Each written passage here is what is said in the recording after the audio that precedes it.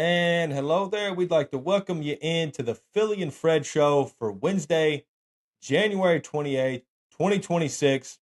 On today's episode, we're going to talk about the NFC and AFC championship games.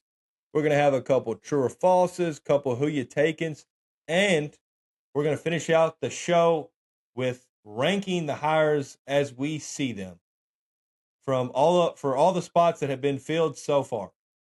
But on to the games. First one, AFC Championship game. Patriots 10, Broncos 7. What were your thoughts on this one, Philip? Yeah, this ended up being a defensive battle where the weather was really a factor, especially late in this game. But nonetheless, I'll start on the Broncos side. Stidham and the Broncos got off to a fast start, threw a strike to Marvin Mims for 52 yards, and they scored a touchdown shortly after that. But, the whole time after that, the Patriots defense pretty much shut that Broncos offense down. They forced him to get outside of the pocket, and once he did, he was not that great on the run. So shout out to the Patriots defense, and really for the Broncos on offense. There was two key plays that I look at that I think could have changed that game around. The first one being early in that second quarter, Sean Payton decided to go for it on 4th and 1 in the red zone. I feel like this was a game where you shouldn't have felt like you needed touchdowns to win this game. You already have a backup QB. I say take the short field goal, but he chose to go for it, and I Well, think it was a go ahead. and if I can speak on that, yeah, like not only you have your backup in, Hmm? and you know the weather coming, don't you? Don't you? Shouldn't you know the forecast? Shouldn't you know there's a blizzard? Yeah, Like you should know how your defense is playing. You should know there's a blizzard. You should know your backups in.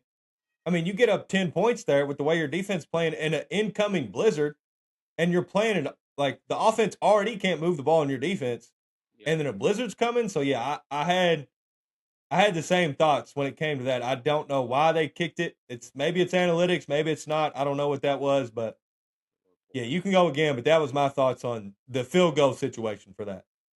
Yeah, I think that was terrible. Yep, should have went up 10-0 when your defense was playing phenomenal through I believe 3 drives at that point in the game. And then obviously the costly turnover right before halftime for Jared Stidham to where he tried to throw it away and ended up getting tipped and fumbled, which should have been a touchdown, I thought, right off the bat. But nonetheless, Patriots ended up punching it in right after that, and that was really Patriots' only offense. They got a short field. They was already started in the red zone. Didn't move the ball on offense that whole game for the most part. So those were two critical plays I thought Broncos should have should have capitalized on.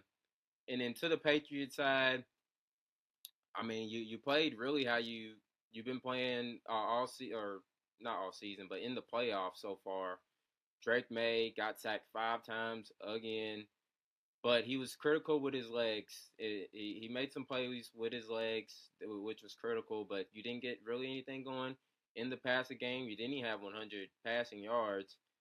And Broncos, the leading led the league in sacks, and they got to Drake May again. But that defense, as we said, that's been the MVP. You forced 2 turnovers on that side of the ball, and that's ultimately what decided the game right there. So this was a very boring game to watch. But shout out to the Patriots, Mike Vrabel, uh, I believe Coach of the Year. He's done a great job with this team. So yeah.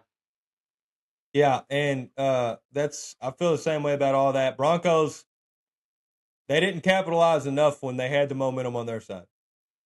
They were only up 7 points, and then you were up 7 points, and then you were tied because you didn't kick the field goal. And then I was watching back. I forgot about the Cortland Sutton drop on third down that they would have been in field goal range again.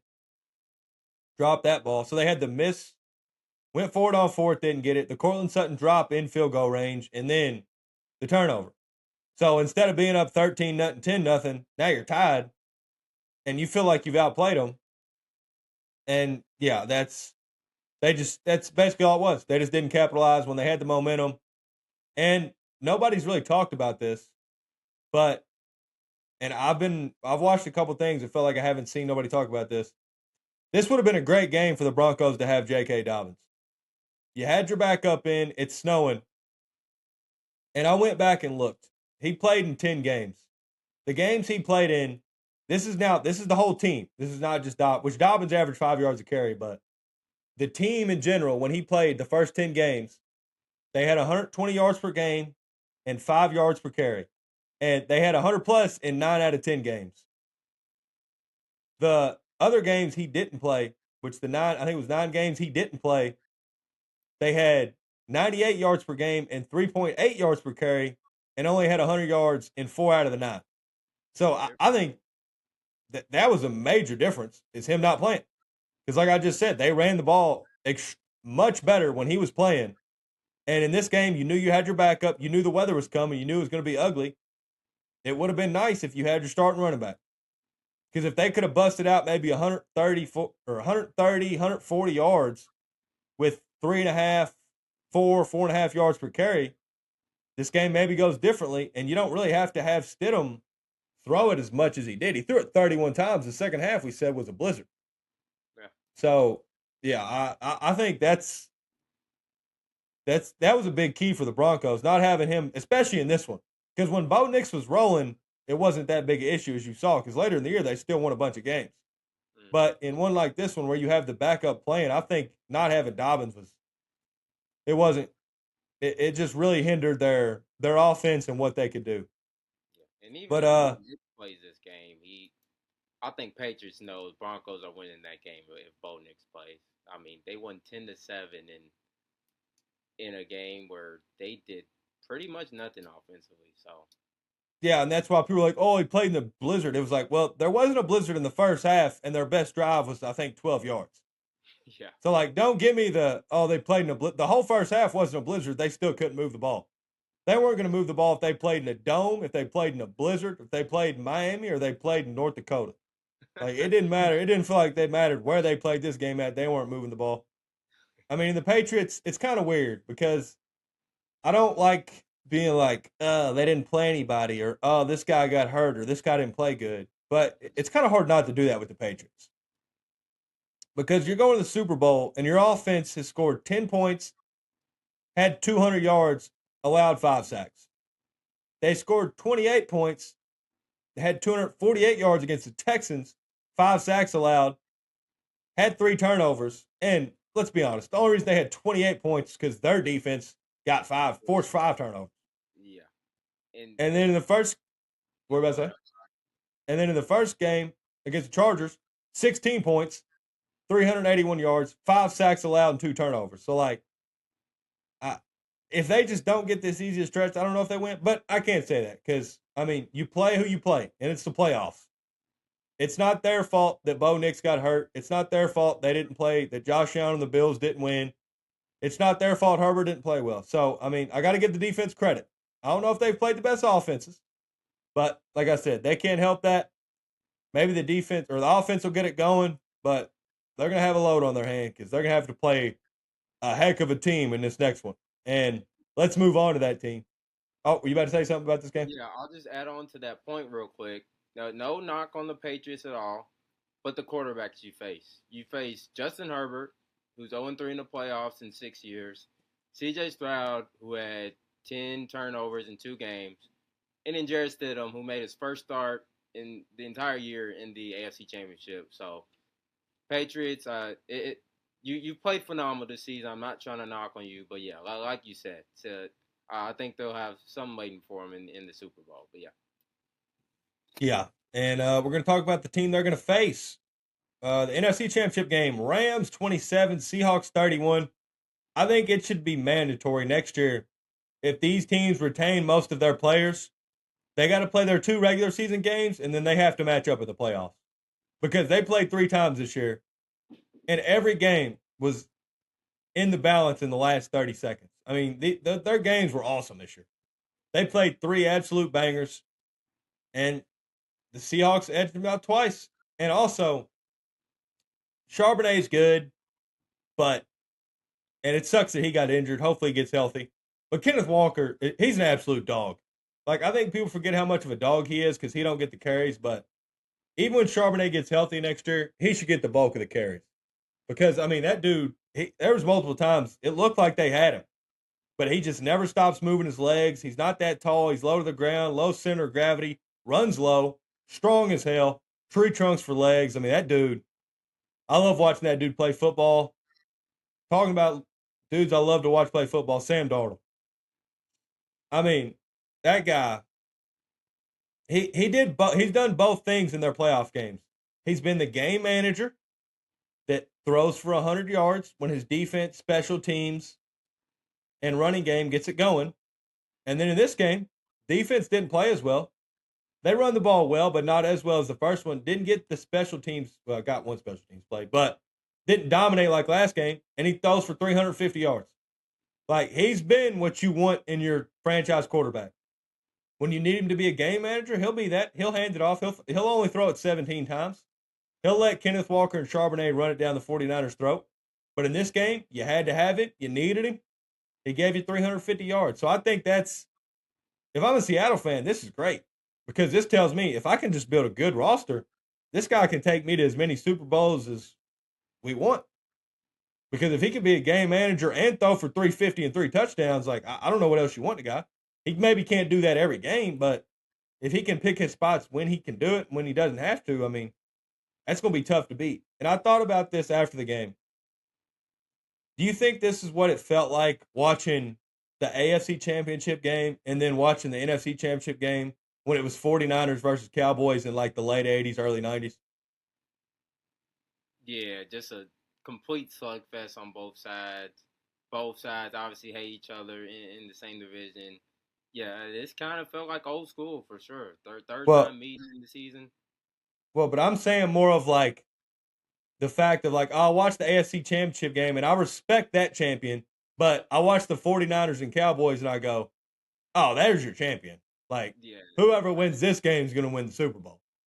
And it yeah, almost, it felt like it because, I mean, Darnold to JSN looked like Aikman to the playmaker Michael Irvin.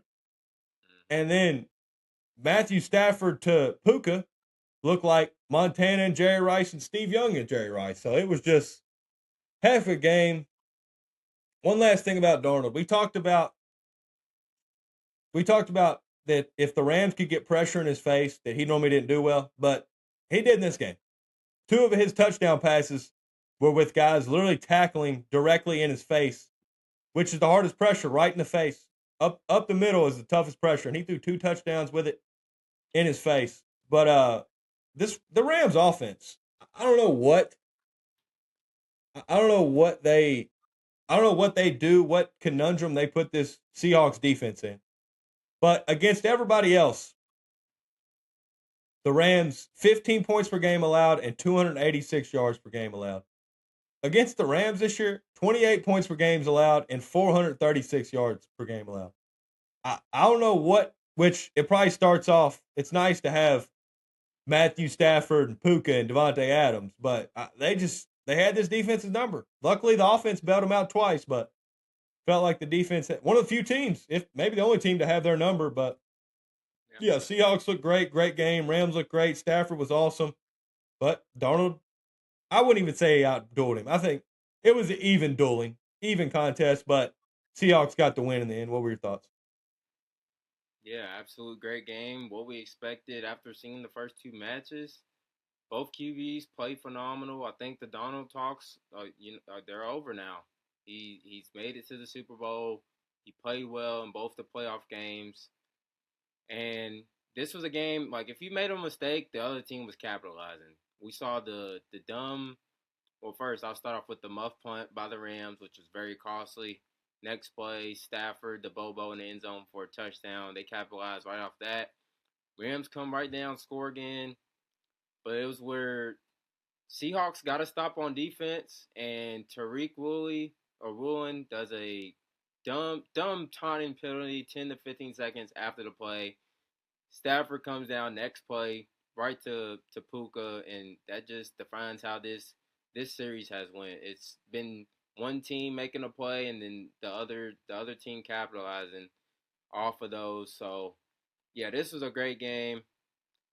Rams defense, it struggled down the stretch as we saw. Played well in the cold versus the Bears, but other than that, just down the stretch, it's not the defense that we saw early in the season. So it was a great run by them, and then also the fourth down stop that the Seahawks made late in that fourth quarter, that was huge. So yeah, we've been talking about it all really most of the second half of the year. These were the two best teams in the whole NFL, and yeah, it came down to that, and Seahawks prevailed, winning two of the three. So congrats to them. Yeah, heck of a game. And like I'm gonna go back to the Tariq Woolen. It was even worse because he got the ref told him stop, and then he kept going and got the penalty. But not only that, then you get burned the next play, and the touchdown's on your head. Now, I don't know if it was your man or zone or what, but you give the taunting penalty, and then the guy, when you catch it, you're the closest to him. Yeah. And then the punt, that was confusing to me because the guy muffed a punt earlier in the game and looked like he had no chance of trying to catch that. And then they run him back out there, and it looks so that was what was confusing. It was like it's different if he looked like he tracked it, took his eyes off of it. Mm-hmm. But like the way he muffed it, he looked like he had no chance. I mean, he was all over the place. He tried to look it in, but just missed it. And then you're running back out there again. He falls, looks just as bad. This time it hits him, and it gets away from him. So yeah, that I was kind of confused when they ran him out here. It was like it'd be different if the guy, like I said, just took his eyes off of it, looked comfortable, and missed it. But he did not look comfortable the first time he muffed it. Then they ran him back out there again. He looked just as worse, muffed it, and they didn't get the ball back. And yeah, with the Rams defense, we've been talking about that secondary. I mean, they've been getting lit up a lot lately. And the last half of the year, I don't know what happened. I don't know if there were injuries or what, but something happened that second half of the year where they were giving up a lot of yards and giving up a lot of points, and they never fixed it. Because like the defensive line, the D line and the linebackers are really solid for the Rams, but Mm-hmm. that secondary was just getting killed. Honestly, any other thoughts on the two games? Just one quick point that it didn't feel like this game had 0 points in the fourth quarter. I thought that was I didn't realize that till after the game. Like there was a lot of points in this game. There could have been way more. There was no point or yeah, there was no points in the fourth quarter, which I thought was interesting. But yeah, Well, that's and it I for me. well, I think the reason it felt like that is because there was still kind of a lot of yards Yeah, there was. They was both moving the for ball. Yeah. no points. Like there was a lot of first downs and a lot of yards, but they just didn't score no points really. Oh, and also I think there was 5-6 minutes left. They went down there. It was 31-27, and it was 4th and 4 to 4th and I can't remember, but it was 4th and medium, down 4 with 6 minutes left. Do you kick that field goal, do you think, or do you? Yeah, I remember exactly what you're talking about when they went for it on fourth down. I'd say I like them going for it, trying to take the lead and not getting down 1 point and maybe regretting not getting the ball back. I think that was maybe McVay's thought there.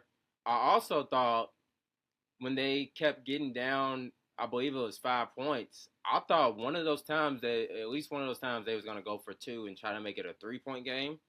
So I was a little surprised that they didn't go for two on one of those, but I see the thinking like just say they didn't get that 2 point. If you score a touchdown, you would only go up two. So I see both sides of it, but with being McVay, I thought definitely they was gonna go for it. Down five, at least one of those, but both of those they kicked the extra point to go down four. So Yeah, and I get why they went for it. I mean, you got Matthew Stafford, you got Puka, you got Devontae Adams, you got mm-hmm. Sean McVay drawing up plays. Like I get why they go for it. Right, Like that makes sense. Like I'll never and like you, I mean the defense that gave up 31 points. right, And now if I don't score, if they go down and score, kick an extra point, now we got to get a touchdown and a 2 point conversion. So like I get it. You got Matthew Stafford, you're all the way down there. And then Yeah, the extra points are always kind of weird in that scenario because, like, but I mean, I get it because there's also a lot of time left. Right. So it's the classic hindsight. Hindsight's 2020.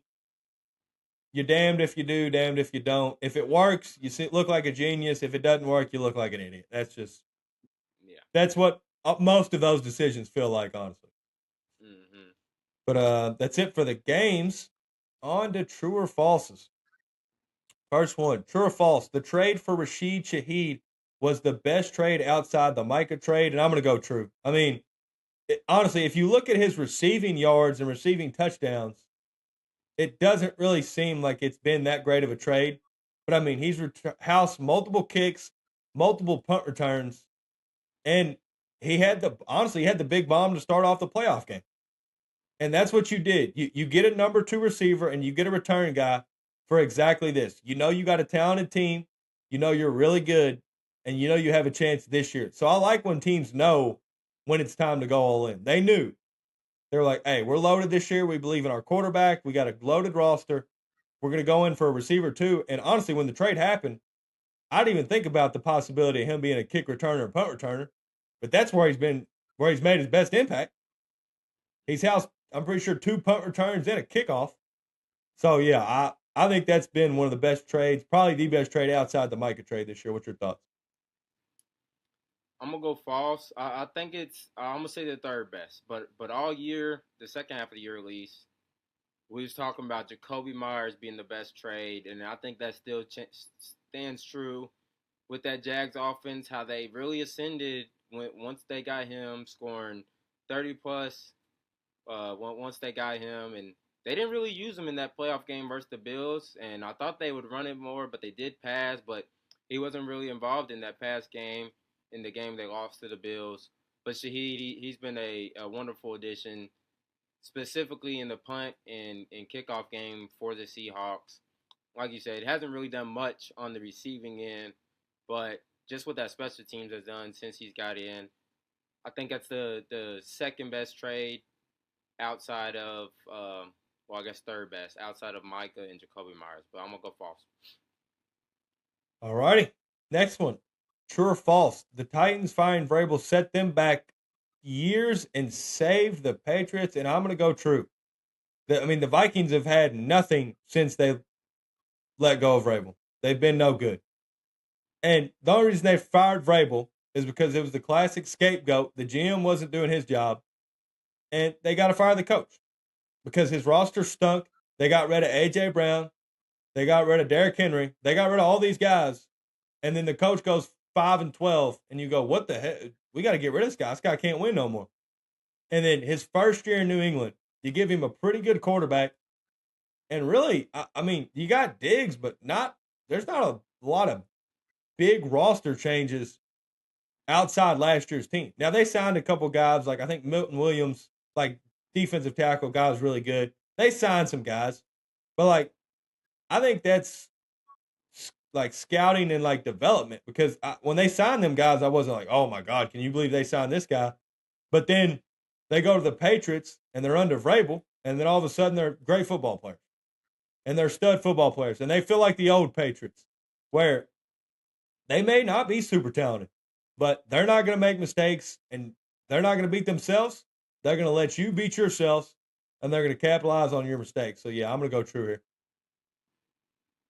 I'm gonna go true. I'm right there with you. It seems like Titans trade away every good player, coach, anybody that's on that staff. You had Mike Vrabel, who a great candidate, likely candidate to win Coach of the Year. Derrick Henry in his first year in Baltimore had probably his second best season in the whole entire NFL. Kevin Byard, who led the interceptions this year. AJ Brown, who's won a Super Bowl since he's left the Titans. Malik Willis looking like one of the best backups in the whole entire league in Green Bay.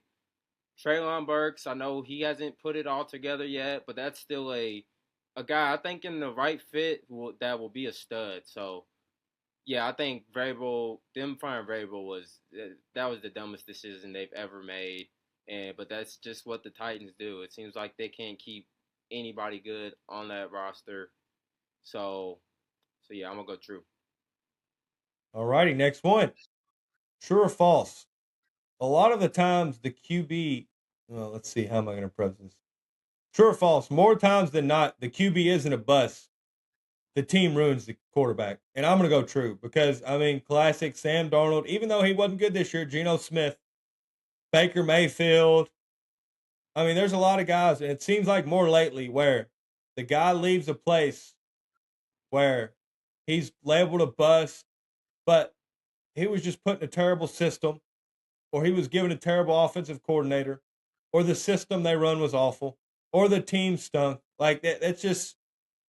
And now, like, look at Sam Darnold this year. Not only did he did his team win 14 games, he threw for 350 yards and 3 touchdowns when they needed him to. So, like, all that talent they saw, Sam Darnold wasn't the problem. He wasn't the bust. It was the team the Jets and the Panthers put around him and the system they put around him. Same with Baker. Baker's won multiple playoff games since he left the Browns, and they just put things around him. They put a system around him. They believed in him. They gave him the talent around him, and they gave him a good system to run, good coaching, and look how it turns out. So, like, I think some of these teams ruin quarterbacks more than the quarterbacks are a bust. So, I'm going to go true. What's your thoughts? Yeah, I'm right there with you, and I'm big on really in all sports. Like it's all about finding the right fit, but especially for the quarterback position, the most important position on the field, it's all about the right fit. And like you named, there's plenty of quarterbacks that I think that fit this category. Sam Darnold, when once he got in Mike O'Connell system last Kevin. year, or Kevin Kevin O'Connell. O'Connell, sorry, thrived in that offense. Caleb Williams with Ben Johnson, Drake May with Mike Vrabel, Trevor Lawrence with Liam Cohen, like you said, Baker Mayfield. I could go on and on. Even Daniel Jones this year with the Colts. Like it's all about just having that right fit. Like you saw all those QBs with the right system that they can thrive. That they wasn't the best, and like especially with Caleb Williams last year. I get it was his first season, but we saw him get sacked a lot. He reduced that, cut those in half. Drake May seemed like he turned the ball over a little bit more last year. He's thriving with variable and is a runner up or a MVP candidate. So yeah, I agree with you. It's all about finding the right fit, having that right coach to tell you the right things that he needs to hear to help his game. So I think that is definitely true. Yeah. And I didn't even think about the coach, like just, well, I said the coaching aspect, but I didn't think about how many examples of just guys changing coaches. Like you said, Trevor Lawrence getting Liam Cohen, getting an offensive guy in there. Best year he's had. Felt like he felt more comfortable. I mean, honestly, Dayball with Josh Allen. Josh Allen was a loose cannon, and then Dayball gets in there, and he don't turn the ball over near as much. He's more accurate. Like you said, Caleb Williams with Ben Johnson, Vrabel. Like there's a ton of examples of just getting the right coach can help out a guy more than anything. Oh yeah. So yeah. Next, true or false? Pro Bowls don't matter. I mean, it's just true. I mean, I'm not a hater of Shador. I don't really. I didn't think he was great. I thought he was all right. I mean, he was a fifth or sixth round pick. Like I didn't expect too much of him, but I mean, him making the Pro Bowl, like Pro Bowls really used to matter. And like, I don't care that the game stinks because like we had this conversation before. Like at least in the NBA and the MLB, like the game sucks, but you have to at least be at a really good level to make the game. I mean, we're getting to the point now where you can literally be statistically, I mean, just if you look at the stats analytically, one of the worst quarterbacks that play this year and make the Pro Bowl. So, yeah, the game stinks, and like you don't even got to be good to make it anymore. So, I don't think it's ever mattered less than it does right now. What's your thoughts? Yeah, I'm gonna go true. I seem like the Pro Bowl hasn't been the same for at least 10 years now. They don't even like it's like flag football now. It's like a game, like a little fun game where like there's no pads, no helmets. Like it's kind of stupid. And yeah, what are the qualifications for making a Pro Bowl? Because yeah, there was first off, Shadur didn't even play. He played about half the season. He wasn't great. I could name at least. And the AFC quarterbacks wasn't great, but I could still name at least 3 quarterbacks that could have fit in here. You could have put 44-year-old Aaron Rodgers, I think, over Shadur this year. Trevor Lawrence, the way he performed second half of the year, he looked like a top 3 quarterback in all of NFL, in my opinion. Cam Ward, he played a whole season as a rookie, wasn't in a great fit, played better than Shadur. So, yeah, there's no really qualifications, I don't think, in the Pro Bowl. They just put anybody out there at this point. So, Yeah, it's become almost sad, but I mean, I don't know what they're going to do to change it. But alrighty, that's it for true or false. On to who you taking. First one, who you taking?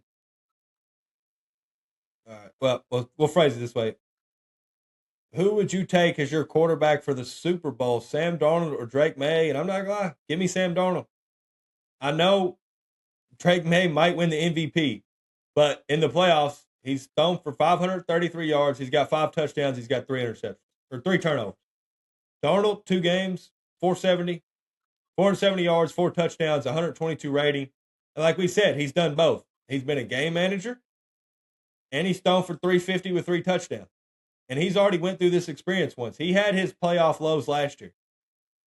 He had to hear people talk about how he's all that meant nothing, that he wasn't as good, that he was overrated, that nobody wants to sign him, that the Seahawks downgraded, that what are they doing? Why are they signing him for $33 million? And he goes out there and leads his team to 14 wins and then plays how he's played in the playoffs. Played almost perfect football. So Drake May struggled this year, struggled in the playoffs, and there's nothing that from any of the games that I can take where I'm like, oh man, if he can do that right there, like I think he's got a chance to play well. He's playing the better defense and he's played worse. So yeah, give me Sam Darnold over Drake May. Who you taking? I'm right with you there on Sam Darnold. Drake May, heck of a regular season, might win MVP, but yeah, like you said in the playoffs, just has not been spectacular. You face some top defenses, I get it. You've got sacked 15 times though, and you turn the ball over more than normal. And Sam Darnold, you've been fantastic coming down the stretch, going into the playoffs and in the playoffs. And when you don't turn the ball over, you're almost unbeatable. You're 7-1 this year when you don't turn the ball over. So you don't have to be fantastic with that Seahawks defense, and you resurrected your career now. So I got to go Darnold. He looks more comfortable at this point. So yeah, give me Sam. All righty. Next one. Which alleged murderer are you taking to put on your football team?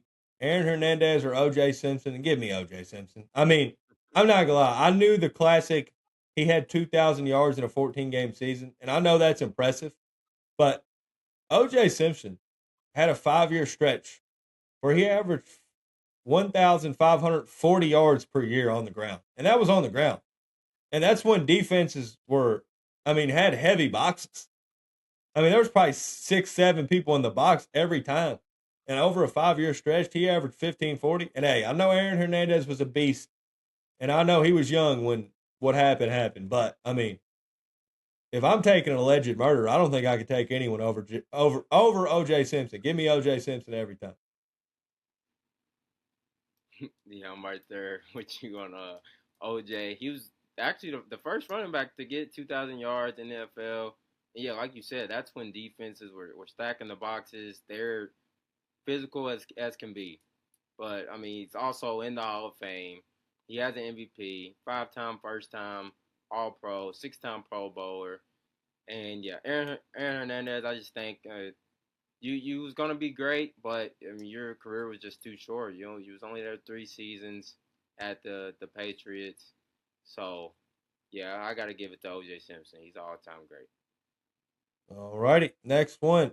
Who you taking? All these guys have won one Super Bowl. Who you taking? Aaron Rodgers, Drew Brees, or Matthew Stafford? And if I'm going based on playing quarterback, give me Aaron Rodgers because I'm not gonna lie. Drew Brees probably has the better stats. Like it's gonna be tough to beat Drew Brees in stats, whether it be passing yards, passing touchdowns, completion percentage.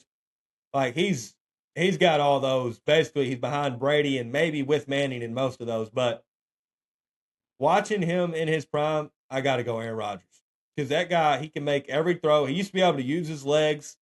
He can make reads. He somehow threw a lot of. Got one of the best, maybe the best touchdown to interception ratio, and the guy was just a stud. Guy had to make every throw. His defenses weren't good, so he had to make up for that a lot. A lot of times had bad defenses, bad special teams, and still won what he won, and still was as effective as he was even though they didn't draft a receiver in the first round for, I think, the whole time he was there. But yeah, give me him over Drew Brees and also over Matthew Stafford. But Matthew Stafford, when it comes to talent wise, I think Matthew Stafford's up there with Aaron Rodgers and Dan Marino. But if I'm picking one, give me Aaron Rodgers. Yeah, I gotta side with you with Aaron Rodgers, and I could be a hater, and because I love Drew Brees, but as a Bears fan, it's tough to pick Aaron Rodgers. How many times he killed us? Because nobody pissed me off more growing up than Aaron Rodgers. Dude can make any throw, like you said. It felt like anytime he scrambled, he was gonna get a first down. This dude was just unbelievable. He's also won an MVP 4 different times in an era where there was a lot of elite quarterbacks. So I think that was very impressive. You never felt like you was out of a game with Aaron Rodgers. You could be 70 yards away and then he's slinging that thing in the end zone, beating you on a Hail Mary. So Aaron Rodgers, what he did in his career was absolutely phenomenal. Drew Brees, Stafford, y'all had great careers as well, but Aaron Rodgers was a different breed there. All righty, that's it for who you taking. The final thing we're going to do today is rank our coaching hires from a A to F scale. So I'll start first. Harbaugh to the Giants. Give me. I think it's an A, not an A plus, but I think it's an A because he's going to a young team where there was reports where his message got stale to his more veteran team that had been with him for a while. But he goes to a young team with a Super Bowl win, with 18 NFL coaching seasons, with all his wins. And I think the young guys are going to buy into his message. They're going to look at just the numbers and the Hall of Fame type career he's had and really buy into what he's going to do. So I think Giants to the Harbaugh, or I said Harbaugh to the Giants was a home run hire. What's your thoughts? Yeah, I'm with you right there. Giants, yeah, they get an A out of me too. This is the best available option. One of the longest tenure coaches in all of NFL. He's going to, like you said, a young roster who has a lot of pieces he can work around, and hopefully Giants can rebuild. They've had a lot of struggling coaches since Tom Coughlin left there. So I think this was the best available option. So they got to get an A out of me as well. All righty, next one. McCarthy to the Steelers, and I'm going to give this a B minus. I'm not going to lie. If you would have asked me this the day it happened, I would have gave it an F. And I really think whether Aaron Rodgers comes back or retires also factors into what grade I would give this hire. Because I like Aaron Rodgers. He gave us a fun season. But like if he comes back, I don't think we're going to be bad and we're not going to have our quarterback for the future. Because I really thought about McCarthy and I was like, well, when he went to the Cowboys, he went there after Jason Garrett. And what were they when Jason Garrett was there? They were mediocrity. He had multiple 12-win seasons. Now they lost in the playoffs games, but he made the teams better. The offense was always rolling underneath him, and that's the one thing the Steelers have just gasped for is a good offense. So I think he could turn the offense around. But I would be much happier with this hire if Rodgers retires and we play Will Howard. Because if you play Will Howard, it's win-win. Either he's good and you have your future quarterback, or he sucks. You draft high, and then you get a high first-round draft pick quarterback. And then McCarthy, who's coached great quarterbacks and coached some great offenses, gets to put that guy into his offense, really take him to QB school, and really show what it takes to be a high-level quarterback. So it's at B minus right now, and it really depends on if Rodgers comes back. But what's your thoughts on it? Yeah, I'll go C plus, and this isn't like a knock on McCarthy, but as far as what the Steelers I think needed, I think they needed to go young and rebuild after you had Tomlin for around 20 years. You would have thought you would try to get young in all areas of the game instead of going after a older coach. But McCarthy, he's proved himself in Green Bay and Cowboys. He's finished over 500 most of his years, and like he's not a bad coach. But I just think for what the Steelers needed, I think they needed to go young instead of hiring a older coach. He's played with or coached Rodgers before, but Rodgers obviously at the end of his career, so I don't know how that's gonna fare. But just as far as what the Steelers needed, I think they could have found somebody a little bit younger. So yeah, I'll go C plus. Alrighty, next one. Uh, Joe Brady to the Bills, and I'm going to give this a D. I really didn't understand this. You fire Sean McDermott, who's won a playoff game in 6 straight seasons, and you want to hire an offensive guy who can make your quarterback play the best he can play. So if that's the case, why didn't you just hire Dayball, who's already been a head coach? And when he coached Josh Allen broke out of his shell and played the best football he's played. So you got rid of a guy who's won a bunch of games and won a bunch of playoff games. And yeah, you got an offensive guy, but like Dayball was better for Josh Allen than Brady was. And he's been a head coach. Now, I mean, you could say what you want about what his head coaching success at the Giants, but I mean, he won a playoff game and he's done the head coaching thing before. So he could take things from his prior head coaching experience and he'll have a better quarterback and a better roster this time. So yeah, I didn't really get that hire with what they already had, and was saying they wanted a guy to help out Josh Allen when the guy that helped out Josh Allen the most is a candidate who's already coached. So I didn't understand it. What's your thoughts on it? Yeah, I'm gonna go. I'll go B, and this is just for the like. I get it. You fired McDermott, but I think at least keeping somebody in the system that already knows it. I think that's fair. I get the Dable. I forget where he just got hired to actually, Titans but he OC. went We'll to talk be a about that in a little bit. yeah Titans. That's right. So I feel like him going to the Titans. I don't. It seems like Dable didn't want another head coaching job right away. Maybe wanted to just stay on the coordinator side. So I'm not mad at Joe Brady, somebody that's already been in the system, but it seemed like we already talked about it. McDermott already had to be on the hot seat if he didn't get to the Super Bowl basically this year. So I'm not mad at that. I'll give it a B. Alrighty, next one. Stefanski to the Falcons, or Stefanski to the Falcons. And I'm not gonna lie, this one I think my grade's gonna be IDK. I really because I really don't know. Because I mean, at the Browns, he won Coach of the Year twice, but he didn't make the playoffs 3 or 4 times. But to be fair, he had a backup quarterback making on a contract that was $230 million.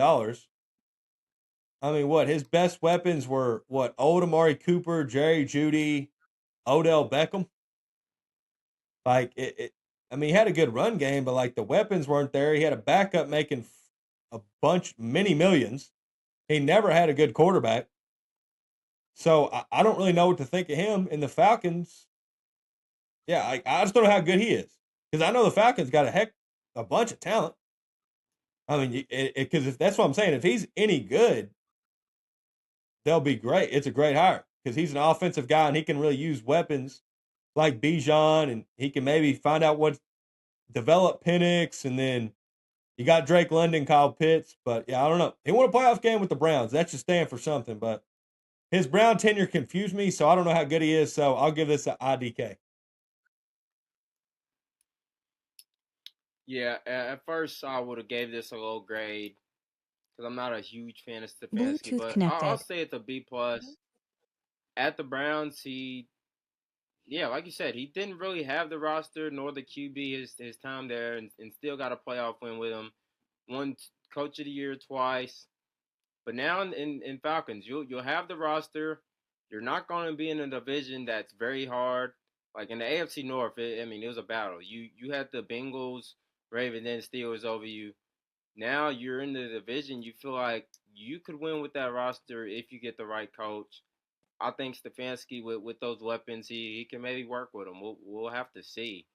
But I mean, you better actually like if you're bringing in coming into Bluetooth this division, you disconnected. better be able to win with that roster. So I'll give it a B plus. Alrighty, next one.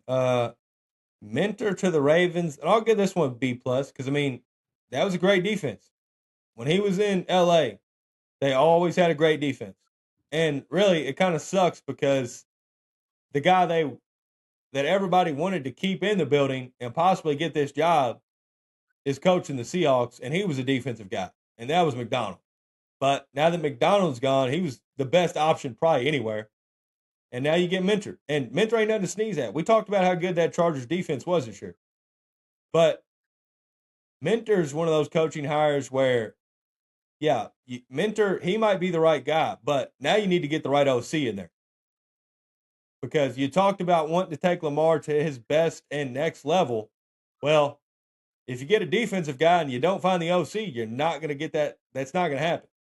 So I think his hire depends on the grade that I would give his hire depends on the grade or the hire that he makes at the OC. So we'll see there. But for right now, I mean, his defense he had dogs on defense, heck of a defense. Derwin James spoke about him and he couldn't have spoke higher of him. So I'll give it a B plus. Yeah, I'll give the same grade a B plus. And this was kind of interesting. You left one brother in Jim Harbaugh, and you replaced the other brother at head coach in John Harbaugh. So I thought that was a little funny. But in terms of that Chargers defense, yeah, like you said, it was stout when he was there. Hopefully he can get that Ravens defense to playing how they was a few years ago. They've had a few injuries this past year, which was part of the reason they wasn't great. But there was a lot of times to where they was just confused out there this year. So hopefully he can get that going this upcoming season. So I thought Ravens will go after somebody proven as a head coach, but I mean I'm not mad at giving this guy a chance with what he did in LA. So I'm right there with you. I'll give him a B plus. All righty. This next one, I'm not going to, I might be alone here, but Salah out of the Titans, give me an A. I think it's an A hire. And once we just talked about Mentor being an A or a possible A hire, depending on who he hires as offensive coordinator. Well, that's why I love Salah because you got Dayball there now. And we just talked about Josh Allen having his best years with Dayball when he was young. So you bring Dayball when Cam Ward's young and he can maybe take him to the next level. And you got a really smart guy for an offensive coordinator. So I think Salah knows he ain't got to pay no attention to the offense. He could be a CEO / defensive guy because when he was there with the Jets, his defense was playing out of this world. They just had the whole Zach Wilson situation and all that stuff. So he'll take care of the defense. Their defense will be good. With Dayball being the OC now, he can develop a quarterback and he can run a great offense. So with Salah / Dayball there, I think this was an A hire. Love the hire for head coach and offensive coordinator. What are your thoughts? I'll give it a B. I guess solid. He was at the Jets, so I can't really say like anybody going to the Like Jets. You're like probably just gonna Stefanski. be bad. Yeah, I mean, you just didn't have the right fit. But you was a great defensive coordinator when you was at Niners. The numbers wouldn't show it this year. You had tons of injuries on that defense though. So I like the Titans giving this guy another chance at head coach. And yeah, that's gonna be great for Dabo coming in on the offensive end. Because when he was OC, like you said with Josh Allen, those offenses were putting up a lot of points. And yeah, like you said, he can focus on that defense. I just got to see it as a head coach, but I think that was a good hire by the Titans. All righty, last one. Jeff Hoffley to the Dolphins, and give this a B minus. I don't really know because like the Packers, like it feels like when teams hire a coordinator, their side of the ball is really good. So, and when I look at the Packers, like they were solid, but like I don't look at that like, oh man, the Dolphins defense. Ooh, you know how good their defense is going to be now that they got that. Like it wasn't like McDonald or like even Minter or something like that. Like it wasn't like one of these guys where I'm like, man, when that dude was coaching, when that dude was defensive coordinator, that defense was unbelievable. Like I mean, they were solid, but they were never great. So I mean, I'll give it a B minus. He might be a great. I'll give it a C plus. He might be a great CEO. He might be able to do something with the defense when if he gets more control of it. I don't know, but knowing what I know right now, I'll give it a C plus higher. What are your thoughts? I'll go C because yeah, like you said, this is unknown. Green Bay's defenses were never really great. Started off the season great with Parsons this season, but other than that, I mean, you was kind of an average defense when he was there, and yeah, there's just a lot of unknown. I do like them going after a defensive guy more than an offensive guy because we've seen what that happened with Mike McDaniel. So I like them trying to go and reshape that defense. And I think the offense with the weapons you have, it's really just the quarterback you have a question about. So I think the Dolphins can be fine, but yeah, there's just a lot of uncertainty right now in that hire. So that's why I'll just keep it at a C. Alrighty, that's it for the head coaching hires. And I'm not gonna lie, now that I think about it, I think the two best coaching hires this cycle were offensive coordinators. I think McDaniels to the Chargers and then Dayball to the Titans. I think those were the two best hires. I don't even think it was a head coaching hire. I think it was those two offensive coordinator hires. Those two offensive coordinator hires will help the team this year, I think, more and for the future more than any of the other hires. So I think I like those. Maybe not more than Harbaugh, but besides Harbaugh, I like those two hires more than anything. Uh, Anything else you want to say before we get out of here? No. All righty, that's it. We'll see y'all on Friday.